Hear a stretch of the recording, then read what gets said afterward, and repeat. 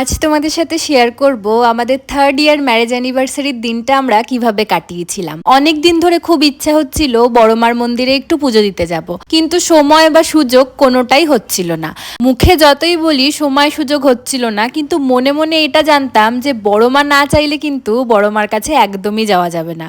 বড়মা হয়তো এটাই চেয়েছিল কি আমাদের বিবাহ বার্ষিকীর দিনটা আমরা ওনার সাথেই কাটাই। সকাল সকাল ট্রেন ধরে পৌঁছে তো গেছিলাম 8:30টার মধ্যে নৈহাটিতে, কিন্তু লাইন দিয়ে বড়মার মন্দিরে আমরা ঢুকতে পেরেছি বেলা 12:30টায়। কিন্তু মন ভরে শান্তি করে পুজোটা দিয়ে নিয়েছি। তোমরাও কমেন্টে লিখে যেও জয় বড়মা। তারপর নৈহাটি থেকে আমরা আবার গেছিলাম খড়দা শ্যামসুন্দর মন্দিরে। ওখানে যাওয়া মাত্রই দেখলাম ভোগারতি হচ্ছে, তো ভোগারতি দেখে ভোগের প্রসাদ খেয়ে আমরা বেরিয়ে পড়েছি বাড়ি আসার জন্য।